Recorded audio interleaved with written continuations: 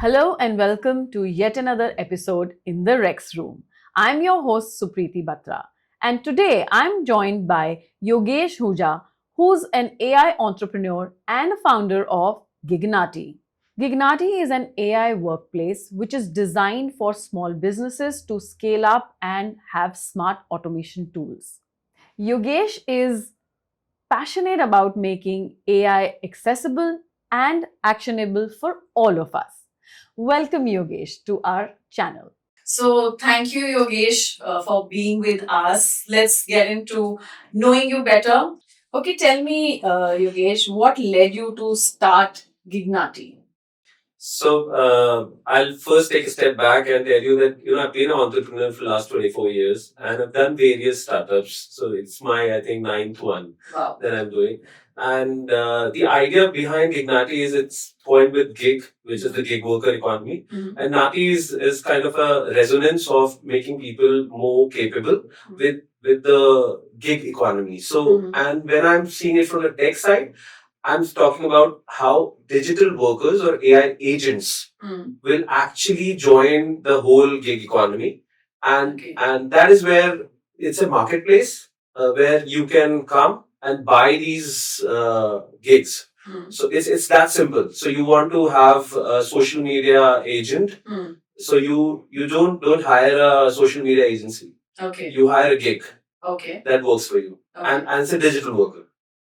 So that is the whole idea. So how it's evolving. So we seeing a lot of people are doing AI agents nowadays, but they need to showcase it.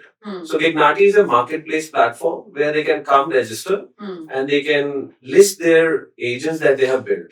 Okay. So it's a place for innovation. So it's more like an Amazon or a marketplace. It's an aggregator. It's an Amazon. It's a right word that you said. So everybody who is innovating their own style of, let's say, blog writer. Now, a blog writer for a makeup artist versus a blog writer for an engineer would be different. Correct. So, how you make both the agents work, that is something which is a specialization of domain experts. Right. So, domain expertise is not going anywhere.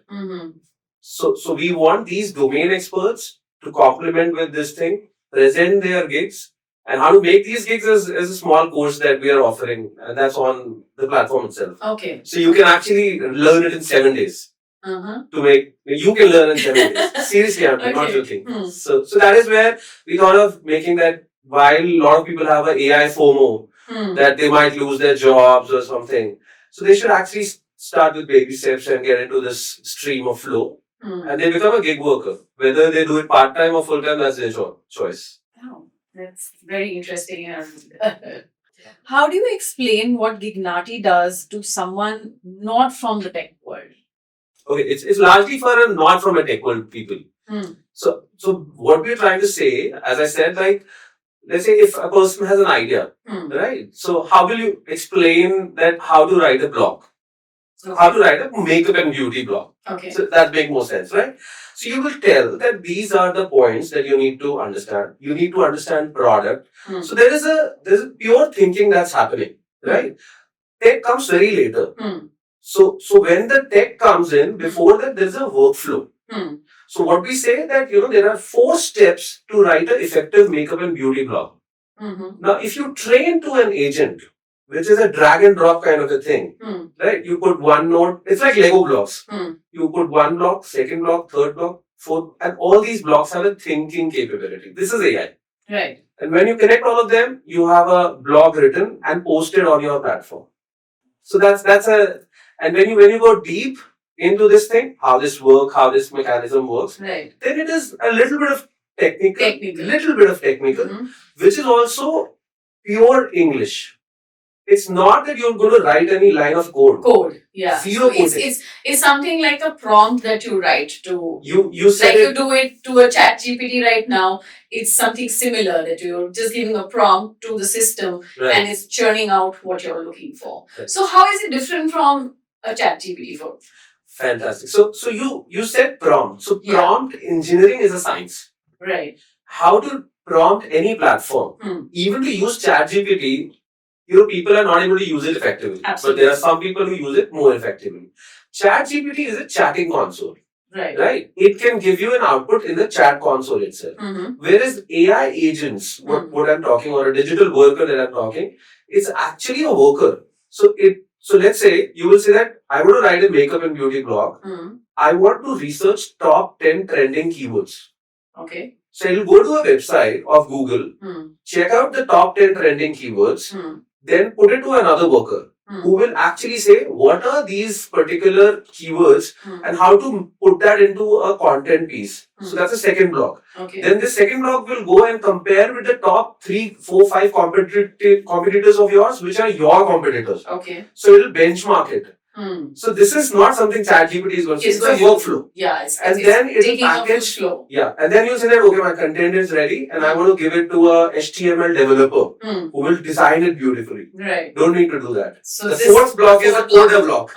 So it'll code it and then give it to you. So it's like it will research, it will build the analysis, it will come back and actually execute the end result that you're looking for. And 24/7.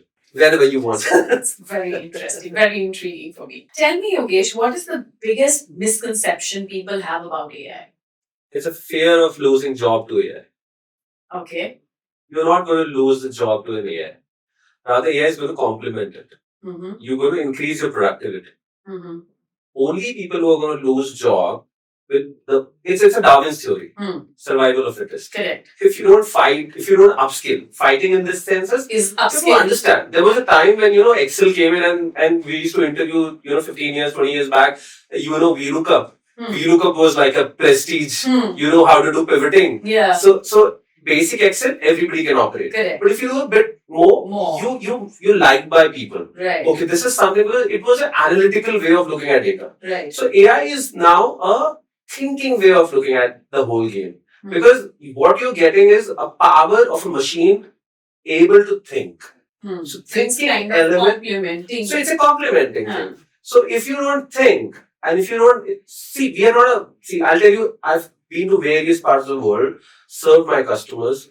Every country is driven by basic fundamentals, how people work with each other. And one of the basic thing is problem solving approach. Absolutely. Right? If you understand what is the problem, right, and then you have the approach of doing it, then whether it is technology or any field, you're always preferred by your people and your company and everybody. Yeah, right. That's right. The only problem is that when you get into a typical worker economy where you take instructions and deliver, you're always replaceable. Then you're more like a machine. You're always replaceable. Following instruction. Yeah. So let's say BPO workers. Right. You're just doing a script call. So scripted call, AI can do it better. Much better. So you're replaceable. You're going to lose the job. Okay, can you share a real world example of AI saving time or money in a business? There are many. I'm sure. So now we've done. If I have to tell you, at Gignati, we have more than I think 1,000 plus AI agents as of now across HR, across sales, social media. So and one of my favorite is that whenever I have a meeting, so I deal with, like, everybody has a different use case. I deal with customers in the consulting space, which are very premium and like CXOs and these kind of things. So before I reach out to them or before I set up a meeting, I need a executive summary, which has to come up to me. It's a 2-pager document, which talks about what I'm going to do in that meeting, what is the background of that person, and then what are the pain areas, what is the business statement. So these are the things which I typically. So this was a job which usually used to take 2 to 3 days for my team to do. Right. And once I get that thing, then I used to go on a call. So technically, from this point to getting onto a call was 2 to 3 days of window. Now this is happening on a click. Right. It's happening on a click. Right. And when this kind of a report goes to my client, they get so excited. They say, so they're actually converted at that point. Yeah. And I can tell you, in past like 6 months, we have closed deals, if I'm not wrong, over $1 million. Wow. Just by impressing people like which was a longer cycle. Right. So these are some of the strongest use cases, and simplest one are like social media, like posting on Facebook, LinkedIn, Instagram, and Twitter automatically. So I just have to say something on my WhatsApp that today I'm thinking to post about this thing. It'll create the content and post it on. Wow, I need that one. Everybody wants that. Yeah. Okay, how do you evaluate which workflows are right for automation? Okay. 95% of the cases don't qualify for AI. 95% of the cases don't qualify for AI. They're simple workflows. Right? Simple workflows. Workflow is something which is a part of the technology from ages. It's not today. Absolutely. We've been building softwares on workflows only. So simple workflows are something which you can build it on any platform and you can use. But AI workflows specifically, they need to be identified because when you're allowing AI to enter and see what's the difference between simple workflow and an AI workflow. Simple workflow after building doesn't cost you because there is only a compute hardware server cost which is happening. AI workflow works on tokens. So that means the number of data that's processing, like you give one line which is having 8 words or 10 words, so 10 tokens are going in. That's called input token. Okay. And then the output comes up like a one para of 200 words. Right. 200 tokens come out. This is the token economy in AI. So everybody needs to understand that when you're using AI, you need to understand whether it's a ROI driven game or not. If you're using an AI, let's say you're using a social media agent, for example, right, and you say that I have a team which is doing not only social media but 10 other things, and why should I invest on this thing because the cost of the team is lesser. So you should not do that thing. But if you say no, I have a valid reason for doing this thing, like a big call center, right, which is running on heavy manpower, and if you reduce, let's say, 50% of that manpower, that's a huge cost. So that's an ROI driven. Right. So that is where you have to identify, and we typically call it 4-step process, which is planning, tokenomics, then triggering, and then farming. I'll explain you in that detail. It's basically you have to plan what case qualifies, identify what tokens are used in this so that you can understand the cost. Then where do you want to trigger it? You want to run it every day, you want to run it every hour, and then farming means put it in the cloud where the cost of the cloud is. So that is how you qualify anything. So it's a 4-step framework that basically works in. So it's basically token cost is another. It's a tokenomics. So everybody who is serious in AI will first talk to you about what's the tokenomics around it. Interesting. They're very intriguing for me. So Yogesh, you mentioned that you were in Venki and you did maths honors, right? So how did a maths guy get into the real AI tech space, not coming from computer science? So I would say that the logical part of the whole tech world revolves around the mathematical model. Right. Till the binary also. 0 1 that goes absolutely. And I was very curious in the early days of my education how these problems are solved logically in a flow. So that time it was languages like Fortran and COBOL, which now Gen Zs won't understand. But these were all logical ways of solving the problem. And then there was a game theory, which was my favorite subject. So it talked about how complex networks or flows are actually translated into beautiful things like games like Mario. Okay. So that actually got me passionate about learning it, and then that translated into the journey towards the programming side. Oh, wonderful. Very interesting because generally you see people coming from computers and getting into that tech space and right, like that. Right. So I actually also did my fundamentals of this programming and stuff, which was like, but it was more of like nowadays it's a YouTube as a source. Back then there were good teachers who actually taught me. So I'm really thankful to those guys also. Great, Yogesh. So Yogesh, you mentioned that there is FOMO and fear of losing jobs and all. But what is the positive or the opportunities that these kind of AI platforms or agents are going to have in the near future? Fantastic. So I think globally there are many possibilities which people should keep on looking. One of them is with the nearest one, which is Dubai. Dubai has last year started a program announcement called 1 million prompt engineers. You can just go on internet and find. So they're actually hiring, and this is not a 5-year, 10-year plan. They want to do it in next 2 years.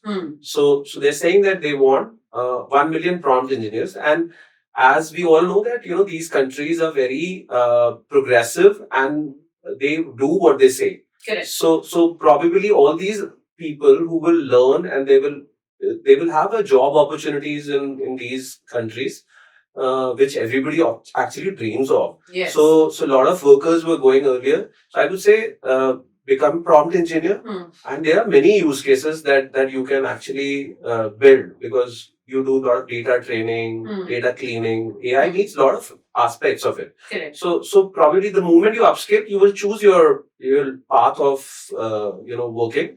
You will say that I want to only specialize in making workflows. I want to only specialize. So I think get upskill, and then in and this is like, because it's an agent in the cloud. So even if you're remote working, you're still getting paid for value. Yeah. So don't worry that you're not going to these West world countries, because your talent will be appreciated in this new AI. Yeah, and the concept of digital nomad any which ways is already there. Every country is doing. Yeah, so I think it's going to be more cohesive. Wherever you sit, you can still work anywhere. Yeah. And should not be a challenge. And everything being on cloud definitely makes it far more easier. Right. So the whole GC is doing this, or it's only specifically Dubai?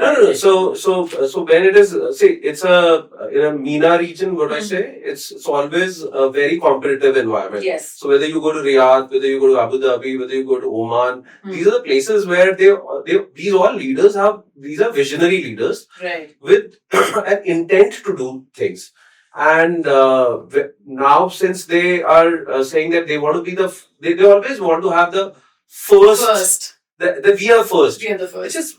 Which is where the competitiveness takes the positive route. Right. Because now everybody is putting their investments in as an early adopter. Because see, tech always has an adoption curve. So there would be certain early adopters, then there will be certain late adopters. So these are early adopter countries. Right. And then we have the master houses of where the AI is the core, which is US and other countries. So I would say still demand will come. So what we were serving from last 2 decades, these bigger Infosys, Wipros and TCS of the world were the kind of a supply side of the coding software part. Right. Now will be the supply side of the AI part, if world needs that thing. And any which ways, India is a promising country. So I would say that I love my country so much. And I'm so intrigued in building something substantial internally. That's great. I think, yes, that's a very positive thought, that because a lot of people are fearing that, they'll lose their jobs, and, what is the next that is going to happen. Right. Tell me something also, Yogesh, that what are some simple agents that smaller industries or MSMEs could use, and also something more on the corporate side. So, maybe you can tell us on both sides, what are these certain simple tools that people can use to make their workflow and work more effective? Fantastic. So I'll give 3 tools, right? Any organization. So small will have their own outlook of looking at these two. Biggers will have different outlook, but the objective is sales, hiring, and then accounts reconciliation. Right. I'm talking 3 major aspects in any organization. Right. There are many aspects, but I would say if I have to prioritize, because these are the areas where a lot of things depend. Right. You have a big sales team. Every founder or leader, whoever wants to run the organization profitably, would always focus at what's the sales and marketing team's outreach of the day. Yes. So if I have a product of this, this coffee mug, and I have to sell it, to my customers, I have to reach out to my customers. So I would say that that's a part. So if you talk about outreaching, it can be automated completely. And I'm not talking about a bulk mailing or something. I'm talking about hyper personalizing. So if the mail goes to you, the agent will first read about you. That what is your persona, what are your last few posts on the LinkedIn or Twitter, whether I'm making sense to reach out to you right or wrong. So it will decide. And then we'll write an email. We'll get a confirmation if human in the loop is required, and then we'll send it. So research. That research is the one that takes the most time for any human to do. Right. And sometimes you're not even doing the right kind of research, which you probably would be needing for it. Right. And you're doing research, it's always dependent. I have, 10 people in my inside sales team. All 10 have different brains. Exactly. They might have the same SOP. The standard operating procedure given by the company is same. But all 10 will understand in their own capacity. Correct. But agent will not do that. Agent will understand it in a right capacity. If I have written a guardrail and said that don't do this. Yes. If I am a pharma company, yes, I don't want to go to an engineering potential customer. Correct. Don't go to an engineering customer. So that is something which is my rules and rule book. So this is one part. Second is hiring. Talent acquisition in today's world is becoming difficult.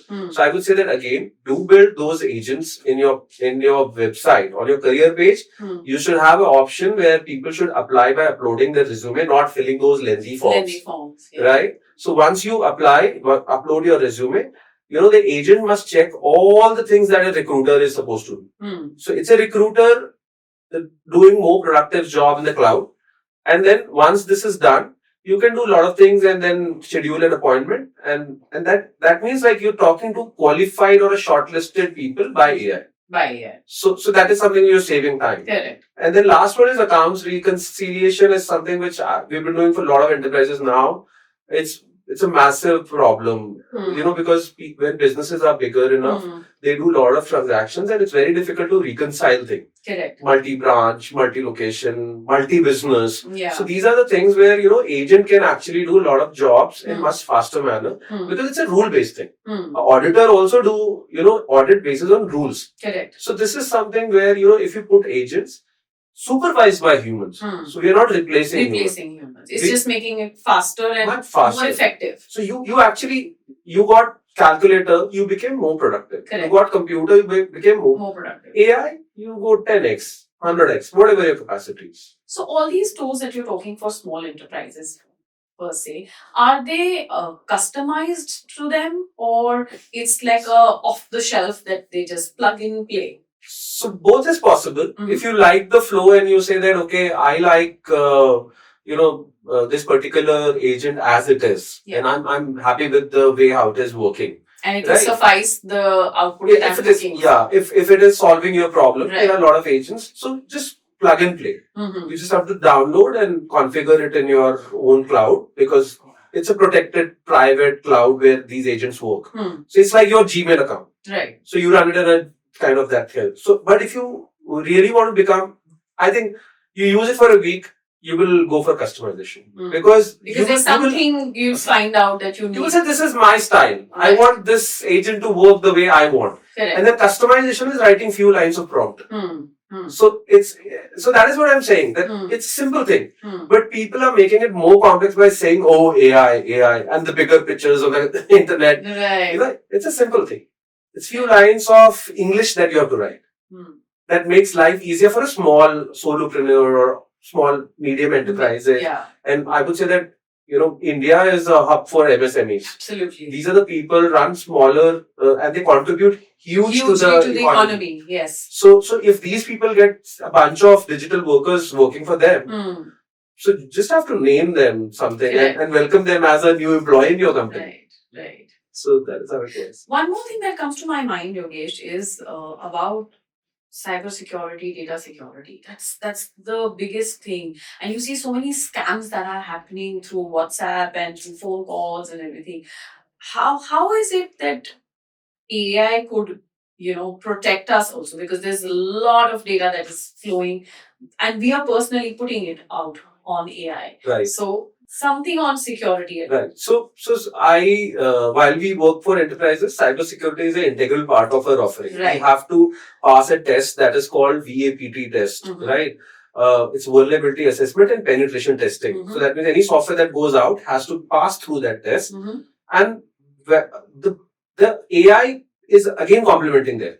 Because those tests are run by definitely by softwares only, but the analysis and fixing are still done by human coders.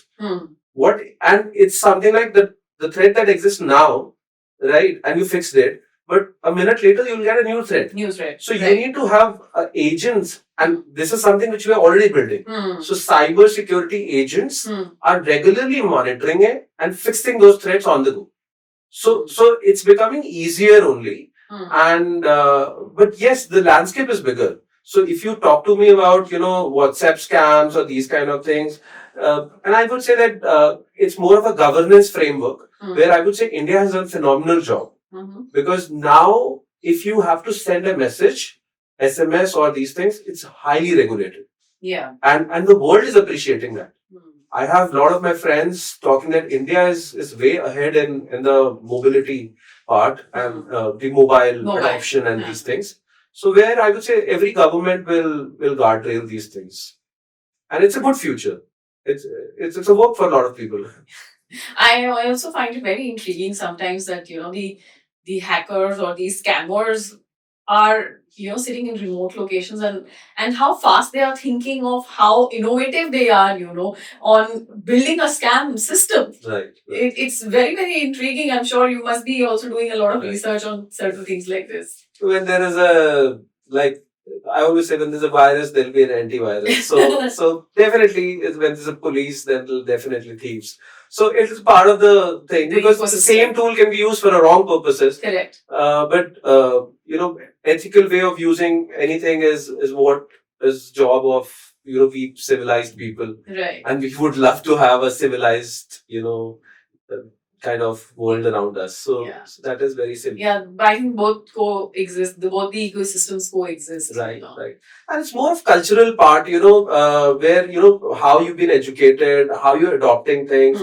So every world, like you go to places when you travel, you see a lot of places where there is a shop, but there's no shopkeeper. Yeah. And it's written that, pick up the product and leave $5 there. Right, whatsoever. Right. So that is what? That's a trust economy. Right. So we have to move towards trust economy, and adoption of any new thing requires a lot of, that kind of commitment that needs to go. Otherwise, tech fails also. Yes. There's a lot of techs that have come in past which have failed. Right. And that is the whole idea where, I'm also writing a book now, which is going to be launched on 31st of May. It's on Amazon for pre-order right now. That's Invisible Enterprises. Okay. So that is where I'm talking about connecting both the parts, the human component and how AI agents will enter into this whole ecosystem. So, and the book talks about, I would say, 70% about our habits. Because adopting anything new is a habit. Tech, I always say it's 30%. Is there a tool where you can write a book? Yeah, for sure. I'd love to have that one. I would love to give you that. Yes. Because there are so many thoughts that run in my mind so many times that I want to write on this and that. Neither do you get the time or the focus, to kind of sit down and pen down your thoughts. Right. So, no. See, definitely, AI can help you out in whatever you're doing. The only thing is, again, how you want to make sure that AI is working for you and not the other way around. Correct. Because ChatGPT, I always say garbage in, garbage out. Absolutely. So what prompt you're giving it is what it is going to throw it back to you. And also the data it's trained on is something which is irrelevant for you. It's trained on a US data a year behind. So if you actually put something, you don't get latest. So one, you don't get latest. Second, you get something the whole way it comes out. It's not trained on the data for your. So you want to write something for your audience, right? It's actually going to give something, and then you'll say, okay, I'm not doing this thing. So you want something that keeps you motivated. That okay, I want to write one chapter today. I have these thoughts. I want some friend of mine, which could be an AI, to help me structure it and say that this is great. Right. This is great. This is what I wanted. Right. So that is where definitely you'll get one from me. Okay, how does Gignati stand out in the growing AI marketplace space? Okay, so there are many marketplaces for gig workers. So, and we've been also seeing that a lot of freelancers, a lot of experts, they use these platforms. And I would have to say that freelance as a word is actually, there's a gap of reputation. Okay. Right? Yes. So if you say, hey, I'm freelancing, people will say, okay, so that means you don't have a job. Yeah, काम नहीं है तो freelance that is something where I would say that because these people were working on those kind of assignments which were either time bound or cost bound. So that means जल्दी करके दे दो, अभी दे दो, 2 घंटे में चाहिए. Expertise of 20 years, but needed in 2 hours at a very cost effective. So definitely more exploited area and not scalable. So if I'm writing something for you, right, that job, I cannot sell it to another guy. That's a one-time job. So that means overall gig economy was not making sense for freelancers also. See, technically they're not making money. So what I'm trying to do is when Gignati comes into the play, it's only an AI agent marketplace. See, it's not so you build an agent, which is your specialization. You say that this agent can do this job and can help my category of customers and it can be sold 100,000, 10,000, 1 lakh times. So it's like a copy of a book. Right. So once you write your story, then if people like it, and that is where Gignati comes in. So Gignati allows you to first feature yourself as a gig worker and then upload an agent that you're building, one to many.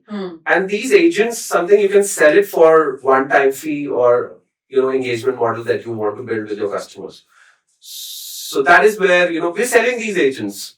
A lot of our gig workers are selling these agents on platform. So another organization or another person can buy that particular gig and use that. Right. We have very popular agent Flix, Facebook, LinkedIn, Insta, Twitter. Okay. So Flix agent is something all of you can buy right now.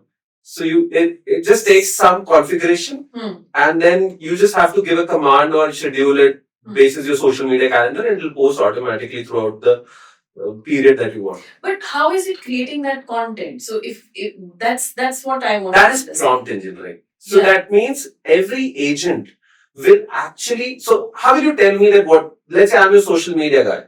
Right? What would you tell me that? Yogesh, what do you want to do? So you handle I give you certain instructions. Do's and don'ts. This is the campaign I want to do. Blah blah blah. That is everything that goes into prompting. Right. So when we prompt it, then we actually do the whole ecosystem of the agent work according to you. It will be so. It is not that it's a machine. But this is a dehumanized content that you. There's nothing humanized content that you can probably put. See, it's a see. How do you speak? Right? How do you write? This is a genre, right? That's something that you actually build in 2 phases. One is prompting, and second is I don't want to go to the details. That's called model training. Okay. So when you're talking about GPT, Chat GPT works on GPT 4.0 or 4.5. These are the models. And there are many companies, Llama and Mistral, many companies coming up with their model. Twitter has Grok, all these things.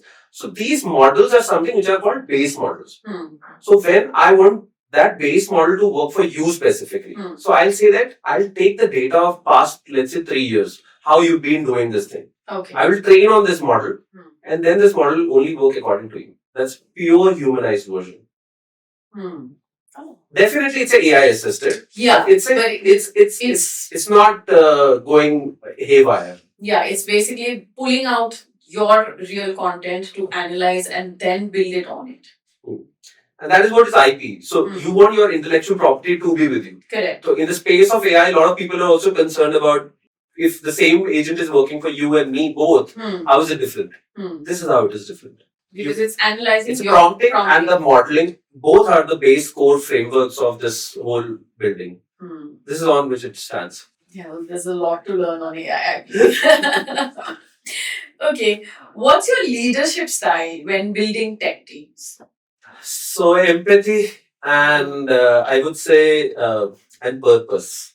So when I started my first firm, that time I was largely doing my last year in the college. I was in Venki Delhi University, maths honors, and I had a craving for what problem am I solving? And then when I'm solving a problem, so I call it, so in my own terminology, I call it like you have to pet your dream.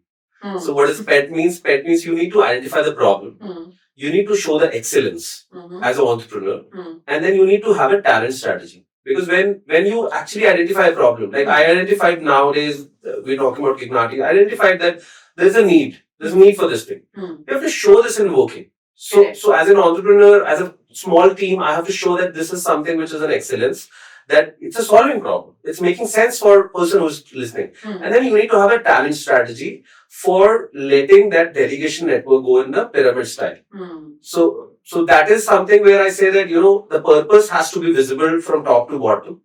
That this is what we are doing. And everybody has to be aligned to that. Everybody should know. Because see, a performer would definitely do better. Right? But that performer should also have a flow down of that knowledge in the lower level. And then these people should also be, so that I would say that COVID has actually disrupted that badly. And I would have to really commit, this work from home was not there.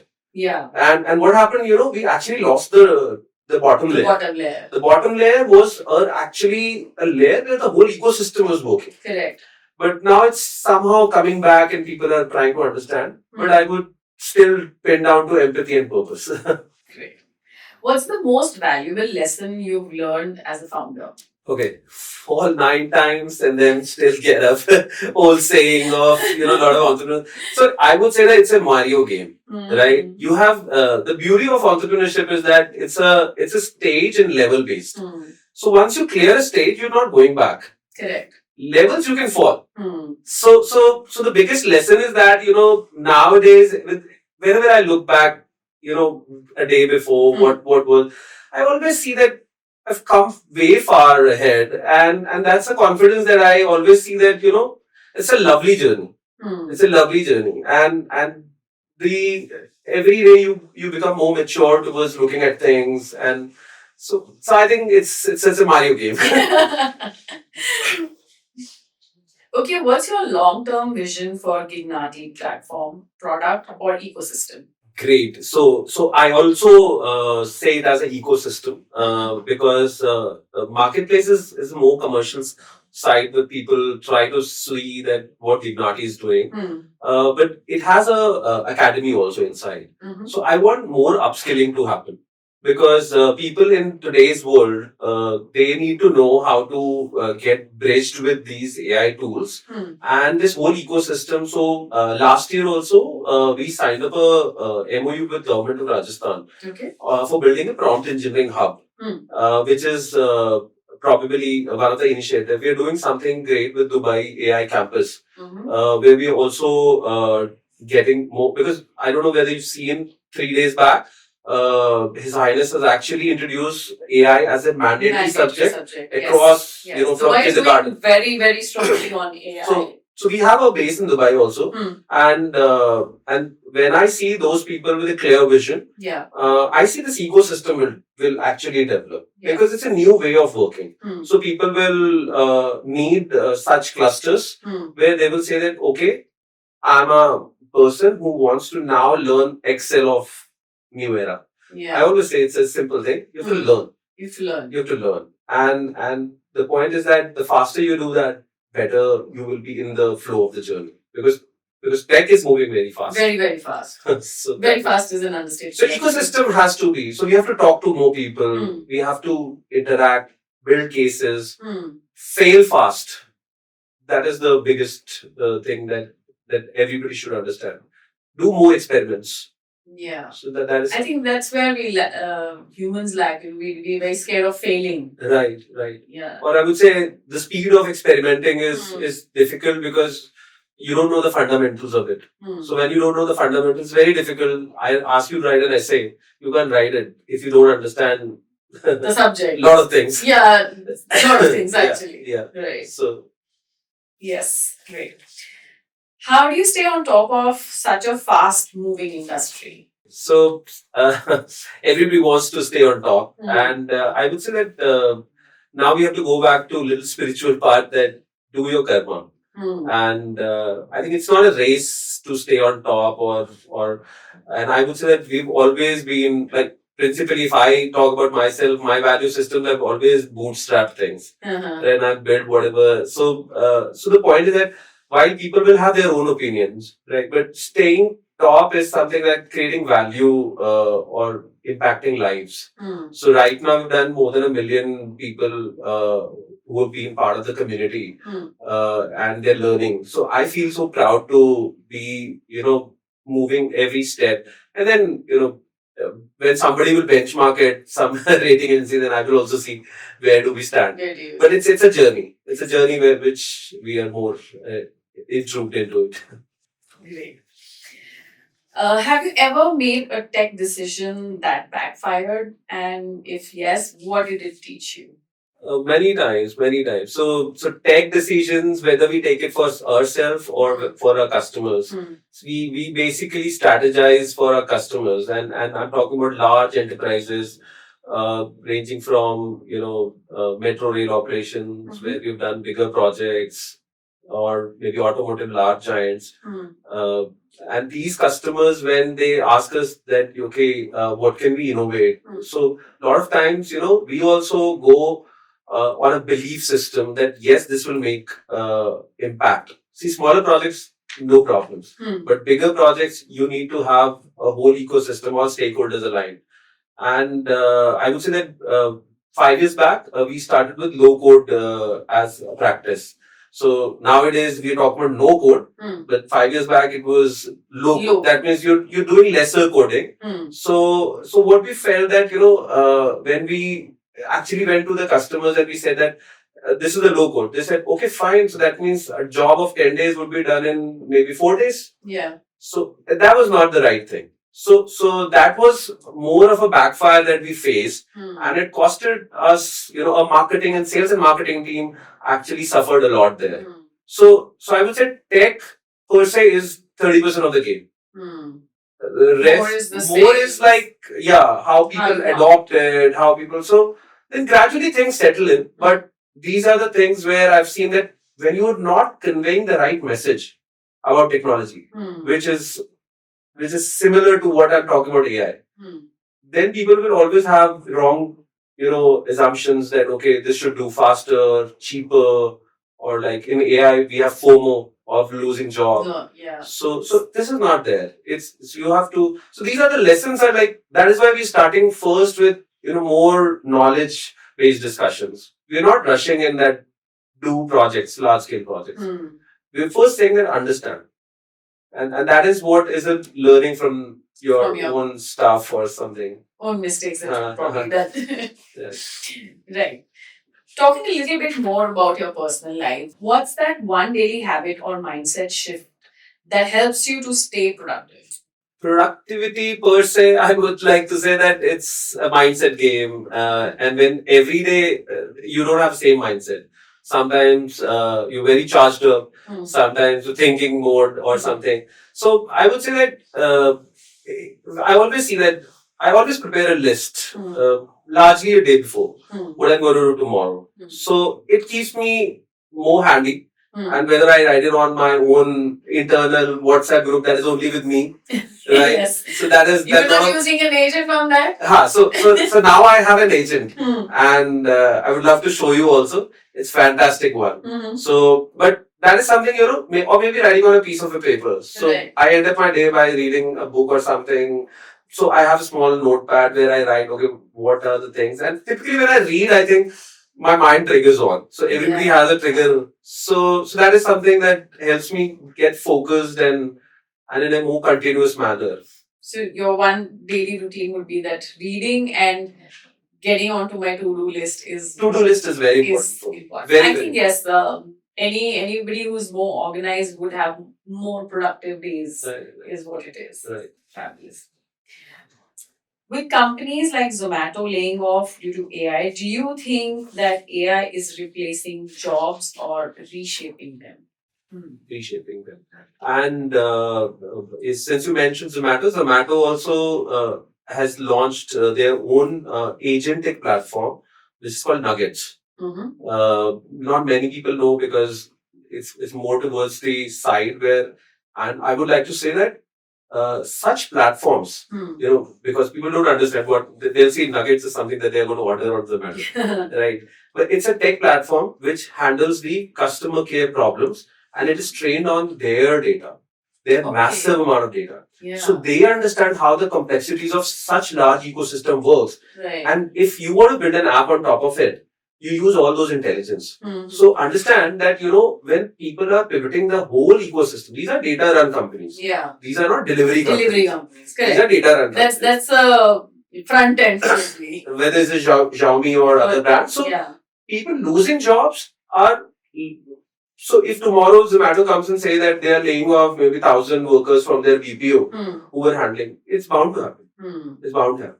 Now, I'm sure Zomato or a lot of other companies are also doing internal upskilling programs where they're shifting their people to, but a lot of people who are seriously at a level where, because education plays a lot of role here in this gamut. So you need to understand that, when parents used to say ना पढ़ लो तो पढ़ना चाहिए मतलब because आप एक ऐसे world में enter करने जा रहे हो जहाँ पे education and use of these technologies is becoming as a part of our life. It's becoming imperative that you know this so that you can survive probably your own job. So probably this is where I would say these people will definitely get affected. And another part is definitely people thinking that software developers, I would say, they are also at the same level. Yeah. So पहले बात हो रही थी कि software developers are the people who are coding these systems. They're the one who are going to lose the jobs. The jobs first. But for them, pivoting is very easy because they can easily pivot towards the AI side because they know it. It's just that they're going to stick with what they're doing right now because they're getting paid. But a BPO guy is going to get replaced for sure. और उसके पास अगले दिन काम नहीं होगा. Which is somewhere I feel that बहुत challenging भी लगता है मुझको. Where systems are not in the right shape because we are a big country. Correct, and we are large population. Anyways, is at that segment, right, where we think that the jobs can be replaced. Right. And I would say it's not only India. China is building dark factories. Yeah. And those dark factories, if you say, now the only difference is that India is democratic, so things come in public.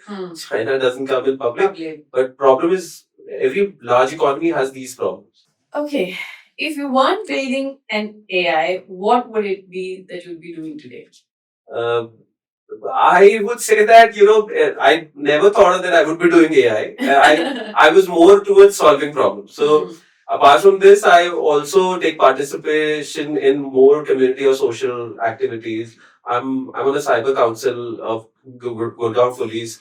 I'm on a lot of other things. So, and also do a lot of things for social causes. So would have been a philanthropist or a social right problem solver. Right. So I think because this is the liberty of being entrepreneur. Right. You don't need to answer anyone. So, and this comes at a cost. This comes at a cost. So if people are listening me in your podcast and they're trying to say that okay, become entrepreneur tomorrow. Become definitely. I always motivate people. A lot of my friends who are in corporate world, they get inspired and they've started and they're doing well. Right. So but the point is that when anybody is driving their own life, it should give them happiness. I would say less than 1% of people are happy doing the jobs that they want to do. Right. So imagine you have to come into 1% category. Oh yes. Great. Okay, who do you follow or learn from in the AI space? Okay, so I would say the biggest learning comes from trying on hands-on on these latest tools that are coming in. So I have a core engineering team, R&D team internally, and the job is just to experiment and evaluate these new tech that's coming in. And whenever these tech comes in, let's say there's a new, I don't know, like ChatGPT was a public-facing thing, but behind that there are a lot of tech things that in the AI space that's coming in. I'm part of one of a elite program, which is a multi-agent program, where I'm learning how multi-agents are working. So what we do, we actually try them in our R&D lab with different use cases. And that is how we learn. And learning comes from these OEMs only. So these people, they have programs. So you have to So anybody who wants to learn AI, I would say pick up one software at a time. Okay. So let's say there's an agentic platform. I said nuggets. Right. So you want to go, I don't know whether Zomato has a public opening or not, but there is a tool called Zapier, which is a very common tool. This tool called Crew AI. This tool called NA10. These are the tools which probably you can go and try. These are open sources. Okay. Large part of them. So just pick them up, install on your PC, start working on it. And it will not take much time. It's like you can write a Hello World program in 2 hours. So that is something that is why I'm saying that it's much easier now. Much easier now to learn AI. Oh, wonderful. Now let's get to some fun session. Okay. Some rapid fire with you. Okay. GPT-4 or your own Gignati agent? Both are different. It's a rapid fire. I'm not asking for explanations. Okay. Okay, ChatGPT or your own Gignati agent? Own Gignati. GPT-4 will go. Yeah. Early stage chaos or late stage scaling? Late stage scaling. Elon Musk or Sam Altman? Sam Altman. Hill station office or sleek co-workings hub? Hill station. Any day. You can go anywhere it works. That's the part of it. I would say. Or you would have given beachside, I would have said that. Not a sleek co-working hub. No. Okay, build fast or build right? Both. I think it's critical in the AI space specific. And build for future. Okay, one tech trend you strictly think is overrated? One tech trend is ChatGPT. People are saying, people come to me and say, I've bought a big AI software for 2,000 rupees. I said, what are you getting? ChatGPT. Seriously? Seriously. And I've met people who are saying that there's a billing that's happening. We have bought a bigger software for 2,000 rupees. That's something people are not understanding. They're living in a stone age with the lack of knowledge. Yes, that's exactly what is happening. Even for me, if I were to say, I don't have the knowledge to actually use the right tools that probably are there. Right. That makes you productive. Yeah. That makes you productive. That's good. Correct. A startup name you wish you had come up with? I've done many, so it's not nothing specific. Okay. One thing you always look for in a pitch deck? Team.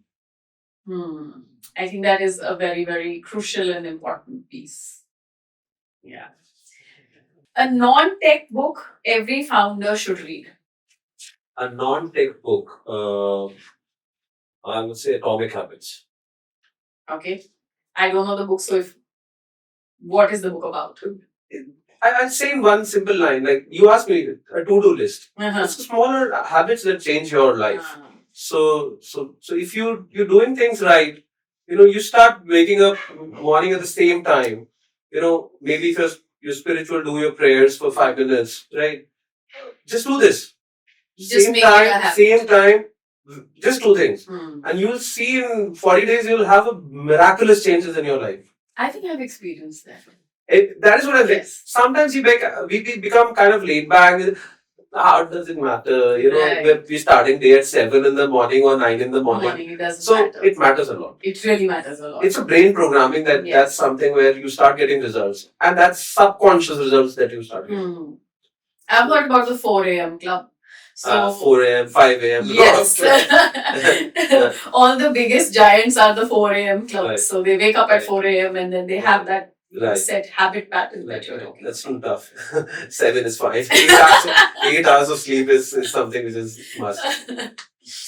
Okay. If your life had an AI dashboard, what 3 widgets would it show?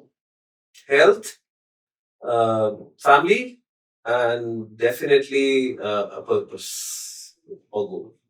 Oh, that's interesting. Health, family, and purpose or a goal. Wonderful. Thank you so much, Yogesh, for spending this time with us. It was wonderful getting some very insightful things on AI and tech. Not my particular space, but yes, it was great to have knowledge on this. Thank you so much.